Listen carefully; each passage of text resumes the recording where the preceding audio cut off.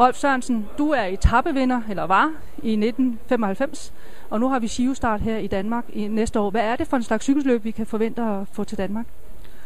Jamen altså for mig er det jo et af de smukkeste løb, som der også blev sagt her til pressekonferencen. Billedmæssigt kommer vi til at se nogle billeder, som, hvis man kan sige, de er smukkerne i Tour de France, det kan man selvfølgelig altid diskutere. Men der er i hvert fald et terræn, som byder på rigtig mange muligheder. Det er mere et løb, hvor man skal bruge fantasien lidt mere. Nu kører der nogle billeder heroppe bag ved os lige nu, hvor de kørte på grusvej i Chianti-området, bevaringsværdige veje sidste år, hvor der var nogle spektakulære billeder, nogle af de smukkeste, jeg har set meget, meget længe.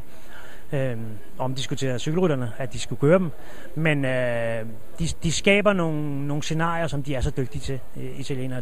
Det tror jeg, at det vi vil opleve ved Italien rundt, at der lige pludselig er andre aspekter, end det vi bare ser altid præcis på samme måde i Tour de France.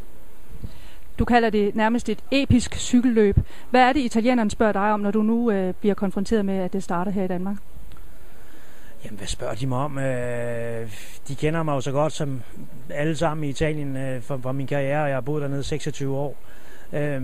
Og de er jo selvfølgelig spændt på først og fremmest ruten, og jeg ved, at de italienske cykelryttere frygter at komme herop. Det kan jo lyde mærkeligt, når vi ikke har et Alpe d'Huez eller de helt store stigninger.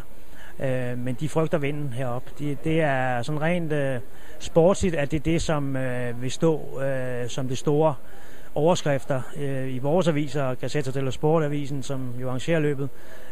Vinden i Danmark, den bliver utrolig afgørende. Der kommer en stressfaktor ind hos rytterne, som man vil se, at de første 2 dage heroppe, de vil blive hektiske og meget mere livlige, end jeg tror, man forventer. Tak skal du have.